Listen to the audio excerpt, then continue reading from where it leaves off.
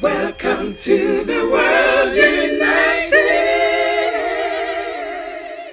Welcome to the World United. Welcome back. So we are going to have a panel discussion with our magnificent speakers of the day in the present session, Alexandes Althoven, Kiara Windrider, and Cristiana Eltrayan. So the discussion is going to be on the topic, if learning from everyone is widely accepted and the path of spiritual mastery, how far confining yourself to one guru or one school of thought is justified? That is a panel discussion. Because the discussion is about most of the people in the world confine themselves to one area of activity, one dimension of thinking, one frequency, which is conditioned. Most of the people do not know the frequency gradients, the ability and need to elevate oneself to higher frequencies. When the need of our across the world is to make ourselves more and more subtle, to move from denser planes of existence, from energy and spiritual point of view, to higher fine frequency zones. So herewith, I would like to ask the first speaker, Alexandes Althoven, who is an expert in sacred geometry, who has already enlightened us on so many points of sacred geometry, the Fibonacci lines, the energy lines, whatever you call it, ley lines, death lines, hoodoo lines. There are so many names to the Aztec lines, Aztec lines, so many names given to this. With this knowledge, enormous knowledge of sacred geometry and energy lines and energy bodies, how do you see the knowledge of the energy body or energy lines is going to be really useful for self-awakening? For example, this knowledge is used for many, many purposes, even for occult purpose, even for destructive purposes. I heard a story of Adolf Hitler when his army was about to attack Moscow. They made a strategy, drawing the line of travel from Berlin to Moscow. After hearing all these strategies and plans, Adolf Hitler didn't make it. He made a different route plan, because he followed the energy line pathway. He didn't follow the geometric path. He followed energy path to attack Moscow. So Adolf Hitler was a person who had bachelor degree in occult sciences from the University of Vienna those days. So his education qualification was occult sciences. So with this, Alexandes Althoven, I'm asking you, how this knowledge of energy lines, energy body, and everything related to sacred geometry, the Fibonacci line we have spoken about, is helpful for self-awakening for common man?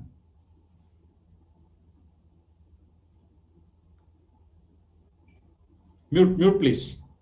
Alexander. Please unmute. Okay. Can you hear me? Yes, please. Everything is based on your beliefs. What you believe, you create. So when Hitler believed on based on his knowledge, and the German society at that time was very occult. So they made a lot. They spent, because Germany was a small small army, small land, and they raised everywhere. So they study how we can create this energy. If the mankind starting to believe things we're talking about, that we are creators, we are able to direct our energy, we can collect our energy, we knew where how to create things, then it's very helpful.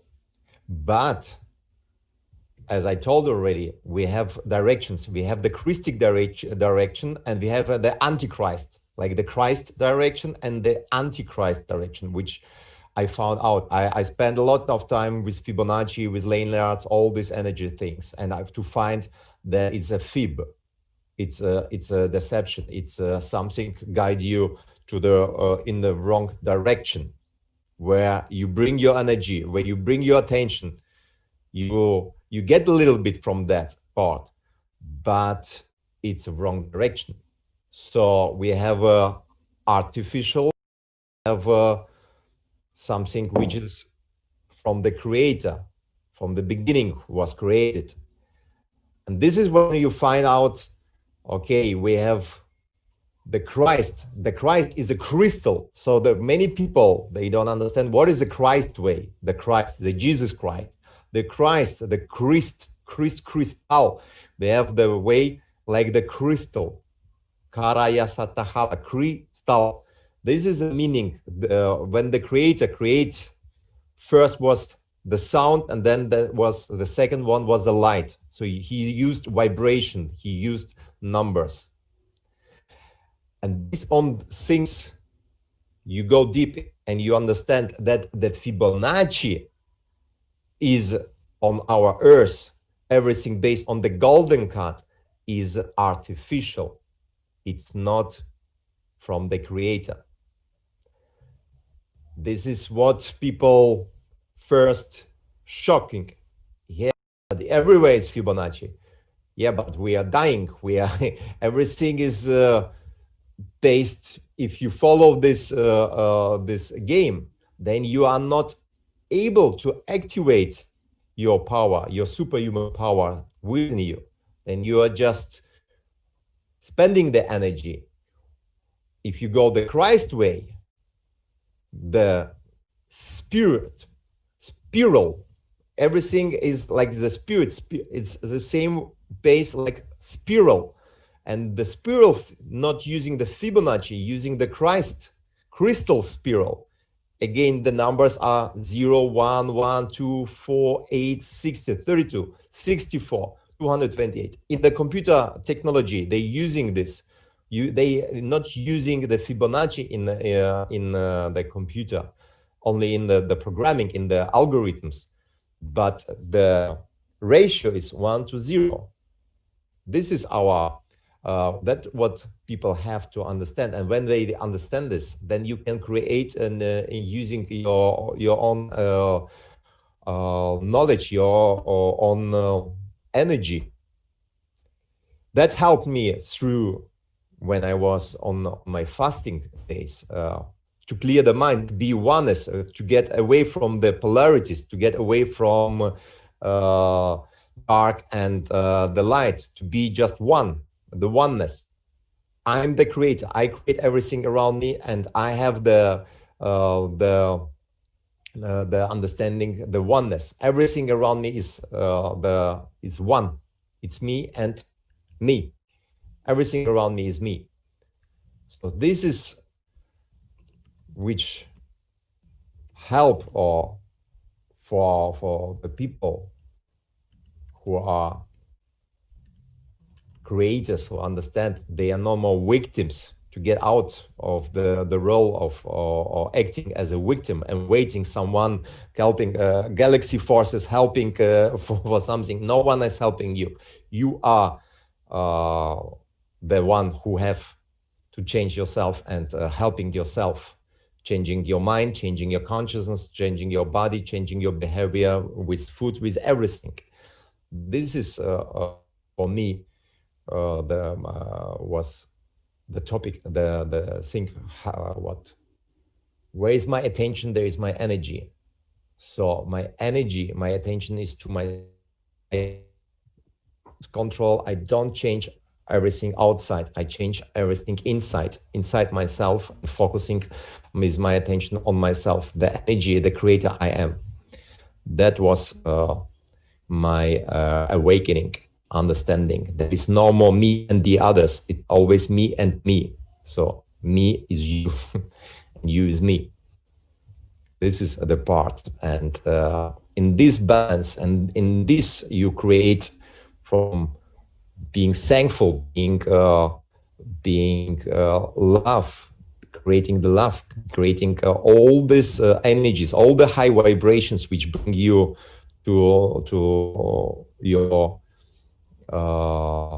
creator, to yourself again, helping, being going through all this time.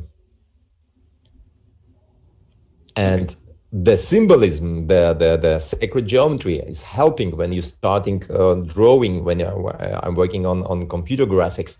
This is helping to awake your subconsciousness, something which we all have inside us, intuitional things growing, and you become your own guru. You don't need gurus from outside. You are the guru, and you have the Wi-Fi, the connection to the source code, to Akasha records, to everything Akasha, the fields. Yeah, you are the Akash. Yeah, wonderful, nice, Alexander. Very nice inputs from you. How sacred geometry makes you really sacred. Nice. So, And yeah, you're saying something? Yeah, the if you see the sacred, how the lotus, we know the flower of life, and when you compare the lotus of life, then you understand the little small difference. If you see the real tree of life with 12 centers, then you understand why in Kabbalah we are missing part 8 and part 12. The connection to yourself inside and connection to the creator. That is important to find out in this geometry. Yeah, Cristiana, you have been focusing a lot on free energy, fasting, and absorbing of cosmic energy to reveal ourselves as homo luminous and all these things, the rainbow bodies, the light bodies. So it was very enlightening to listen to your talk. Now I have a question. How this fasting, fasting, first, there's a lot of importance of fasting for self-awakening. How this fasting and cosmic energy, surviving on cosmic energy is going to help on people for self-awakening. For example, people are thriving both on physical food and also on energy food. So we are already amphibian creatures. So let me use the word amphibian creatures, surviving on both types of food, physical and the cosmic. So how much to survive on physical food, how much to survive on cosmic food? Or is physical food really necessary? Can we survive totally on cosmic food and breathe a total breatharian and live for a long time, for millions of years together? How do you connect this fasting and cosmic energy and self-awakening? How do you put all this in one basket? Yeah, in one basket. That's a great question. Thank you, Dr. Yugandhar. And I'm very honored to be asked that by a doctor.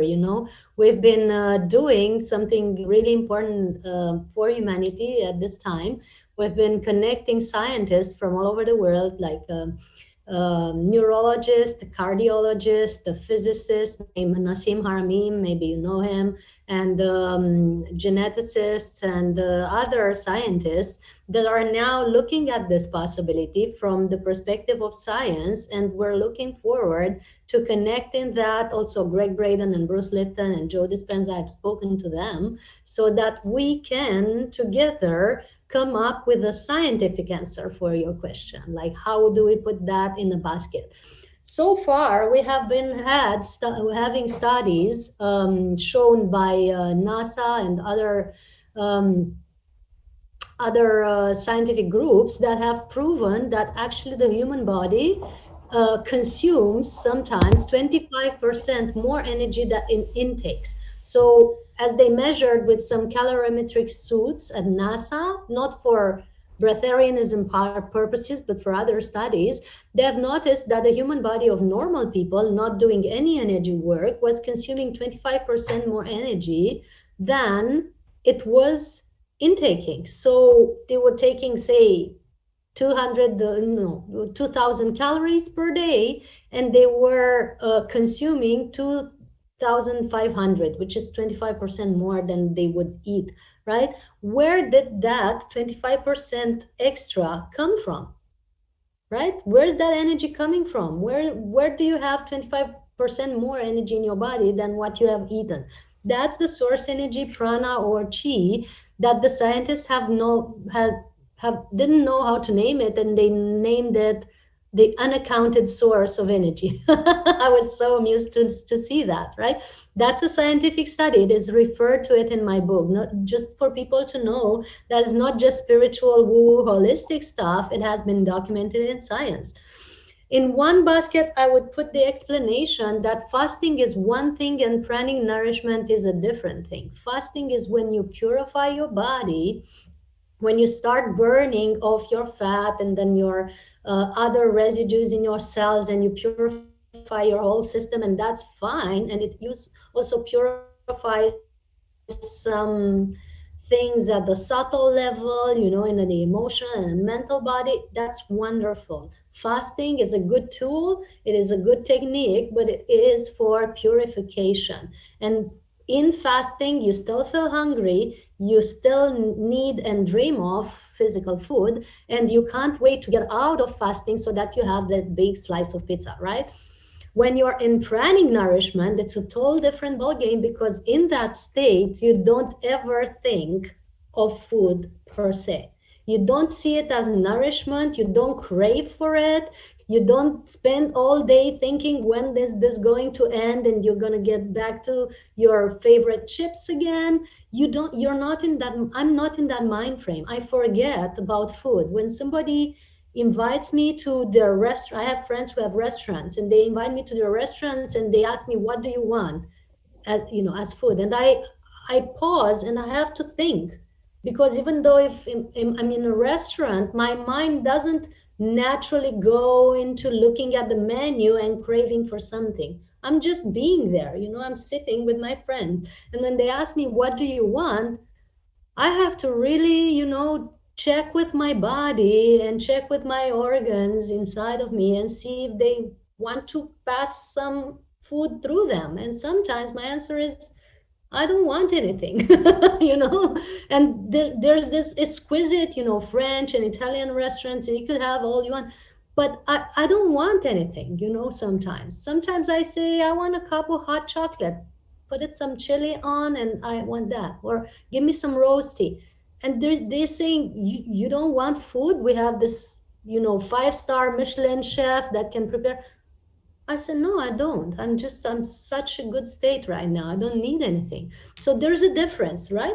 And there are times when I feel different. I see all my friends eating and they're having wonderful meals, and I want to check on that and taste. And that's good too. But I'm not breaking my fasting or not breaking the pranic nourishment. That's ongoing continuously, and I'm just tasting something. So when in that state, food is no longer a framework for your mind. It's just something you take for pleasure. Sometimes I take that out of the need of fine-tuning my frequency for a specific group or a specific gathering for some reason. Sometimes it's just for fun or for pleasure, but you can't do heavy food anymore. Like I could never take meat. For 10 years, I haven't been able to taste that. Or I could not take heavy food. The system just rejects it. I cannot do animal products, not out of a concept, but just because my system is no longer on that frequency, right? It's on a different frequency where I actually get sick when I test animal products. I know some would say that's a mind concept. My mind concept is that everything is prana, everything is of divine, but my body just chooses a specific type of fuel. So I'm respecting that for it. So that's the difference, between fasting, where you still need and crave and want to and look forward to physical food, and the pranic nourishment, or some call it breatharianism, but it's inaccurate, and I'm going to explain why. Where you actually are free from that, and you can enjoy food. You're a hybrid system. You're saying amphibian, but I'm saying a hybrid system. You know, like a hybrid car. You still can take some food, but if you take too much of it, it will make you really heavy and really, you know, you start to function on a different bandwidth where food is not necessarily something that powers up your system. Sometimes it slows it down, or it just, you know, it gives you a total different frame. I take food, you know, small quantities of raw food to be able to sleep, for example, because my colleagues and I, we sleep very little when we don't eat, right? We sleep 2 to 4 hours and even less per night. The rest of the night is utilized for daily tasks. When I want a full night's sleep, I take a full a bit of a meal, you know, or some raw stuff or nuts in the evening, and that helps me to slow down my vibe, put myself to sleep. That's a, you know, different state. And is it necessary to still take physical food? Yes, it is. So people shouldn't just go home now and stop eating. I'm warning every being on that.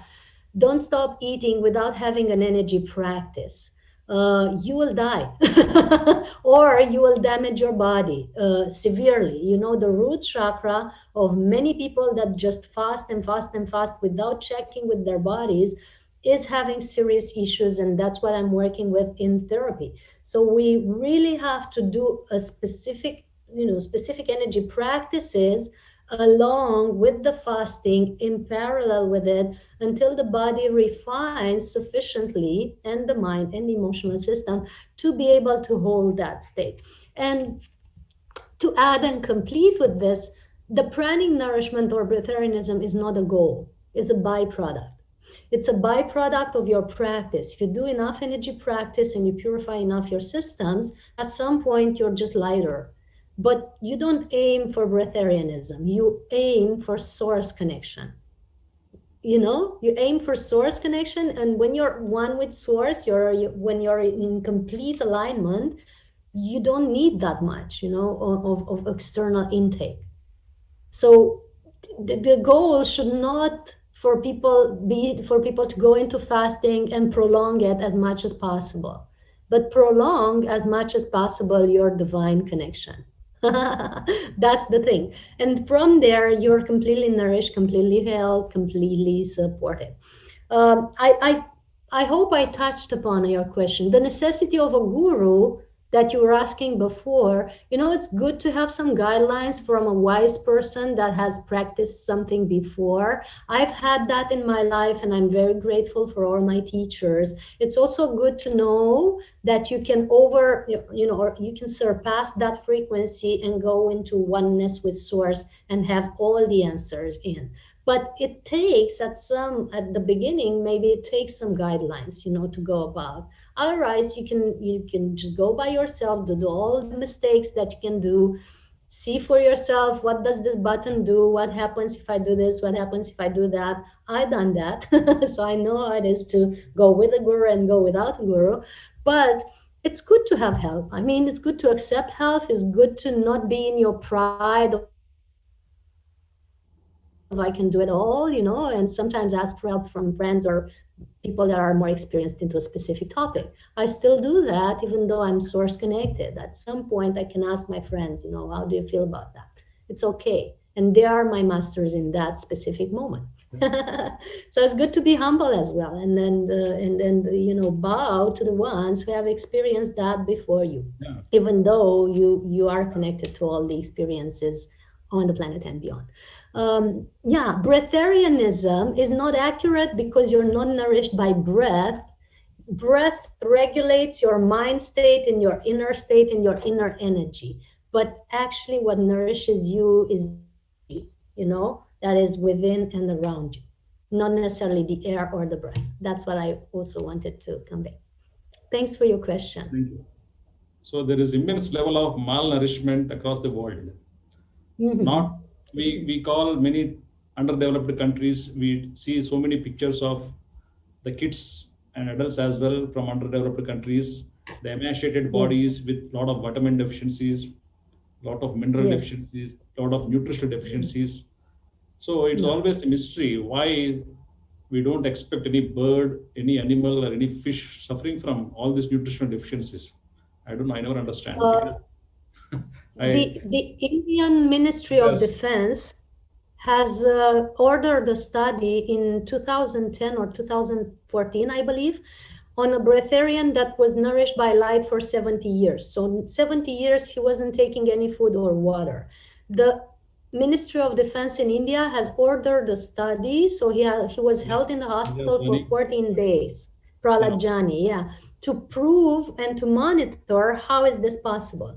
The study that I have in my home is completely accurate and completely proof that that person was being nourished by prana, yet the study has never been published nor has been allowed to be spoken about. This is why people are still starving in the world, because this kind of information is not circulated appropriately by official government sources. And we're inviting that to change. It takes a lot of time. And because I personally met Prahlad Jani and spent time with him in India this March before he left his body. And I can tell for myself from direct experience that this was one of the most fabulous people on earth. So this malnourishment of energy, people are suffering from malnourishment of energy, malnourishment of the cosmic energy. People are nourished more with the physical food, but less nourished with the cosmic energy. Because of huge conditionings, huge psychological conditioning that the physical bodies survive only on the so-called balanced diet. That is a biggest problem with human beings' conditioning levels. So whatever it may be, I would like to have a question for you, Alexander, based upon your expertise, knowledge on sacred geometry and all. You know, Swami Rama of Himalayas, a very great mystical master,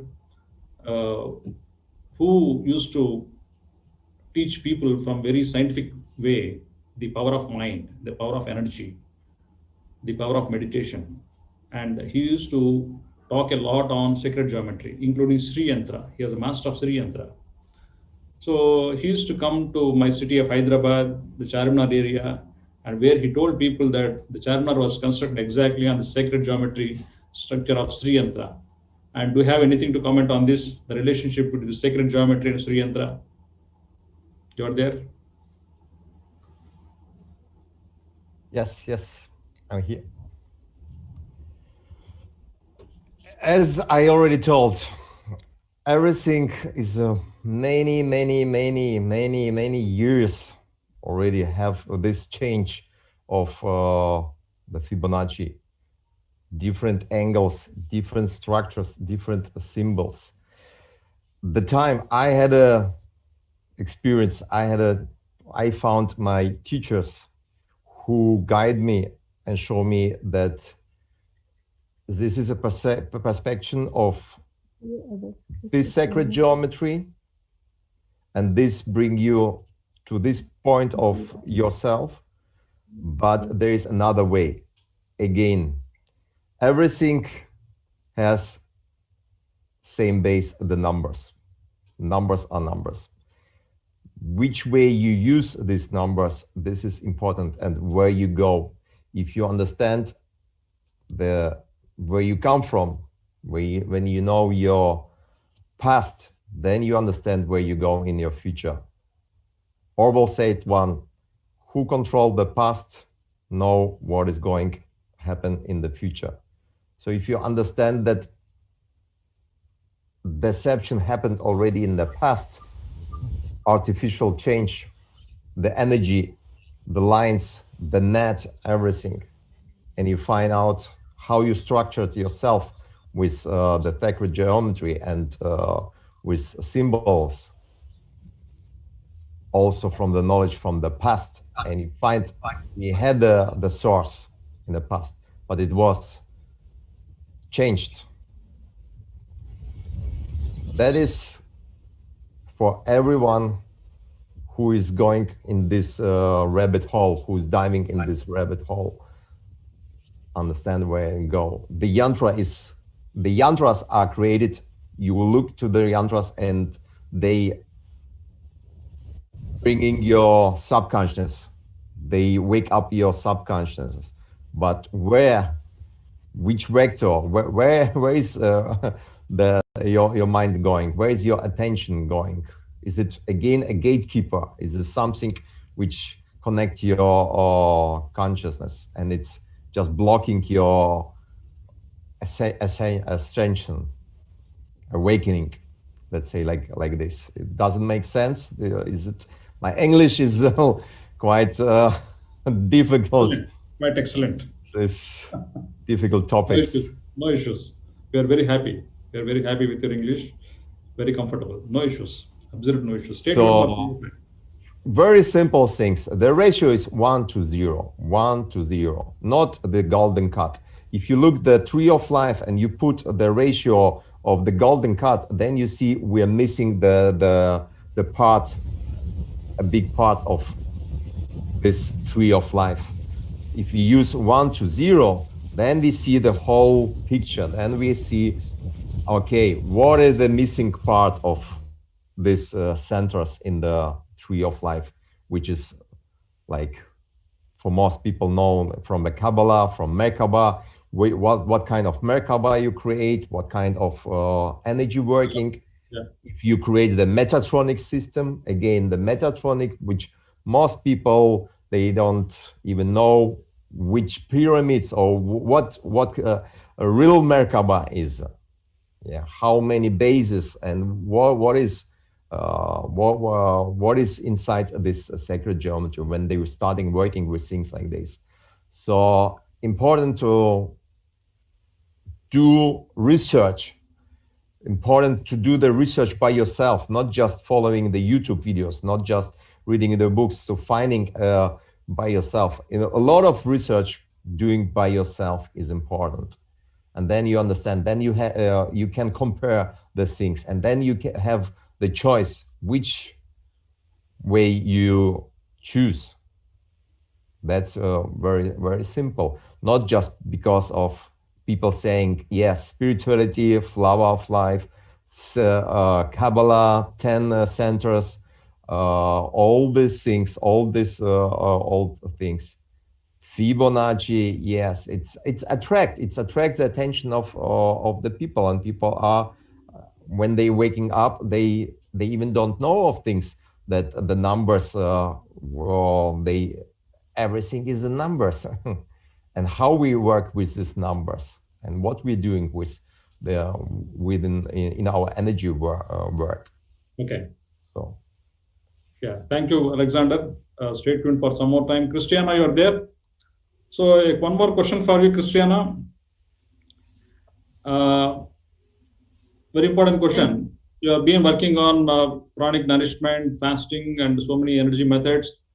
So how do you recommend all these methods for a mass scale? You know, people are in different methods of learning. People are in different formats of spirituality. People are from infinite models of spiritual awakening processes. So how do you recommend? Who should actually practice this fasting and chronic nourishment? You are recommending to every human being on the earth to become homo luminous, rainbow light bodies. So how do you actually recommend to masses? So is it all the teachings are confined to only one sect of people who are interested to research on themselves? How do you explain on this? You know, along my life, I've been researching this for more than 10 years now. So along my life, I've been speaking to people that are in holistic communities of all kinds, from Hindu communities to Asian communities, yogic practitioners, Qigong practitioners, Tibetan techniques practitioners, people that were Reiki masters, people that were Theta healing masters, all kind of practices. And I've been also speaking with doctors and scientists. And last year I had a conference in California at the Resonance Academy, which is a scientific academy, where we had specialists from the Institute of Hard Math and Sonify, which are working with the science of sound, and geneticists and doctors and you name it. And I've also conveyed this message to companies and business people, right, who had nothing to do with spirituality.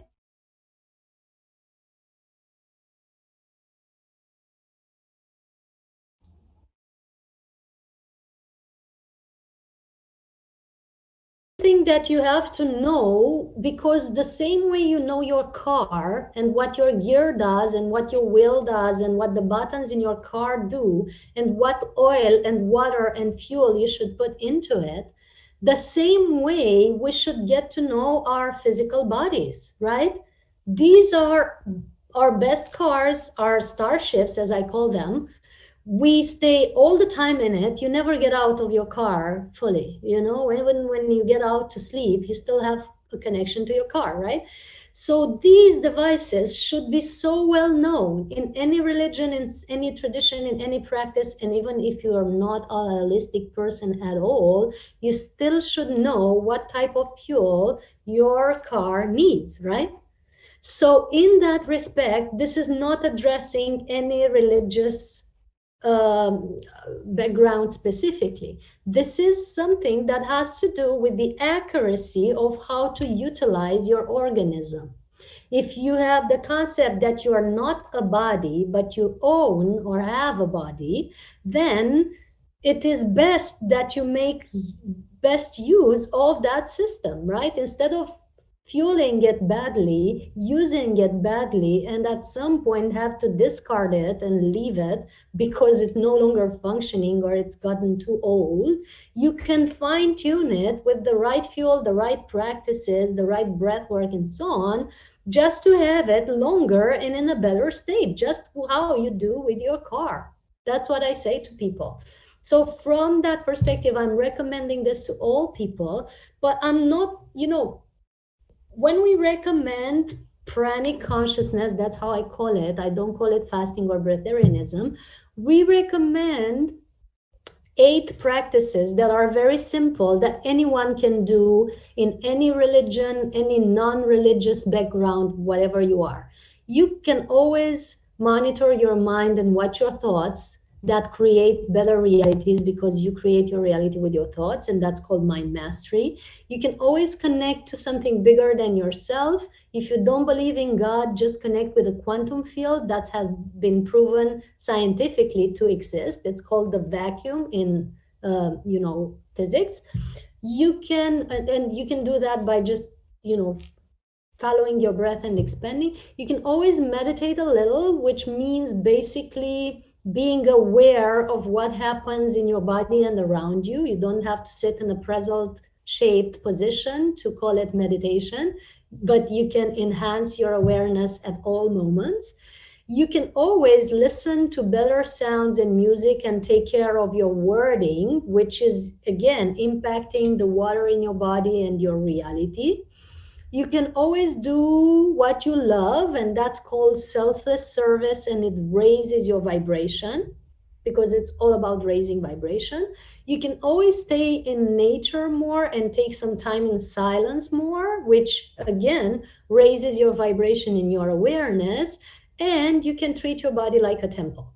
So 8 things, very simple, anyone can do them. All of them go, upgrade us to a pranic state, to a state where you need less food. And that's not religion. That doesn't have to do with a specific cult or religious practice.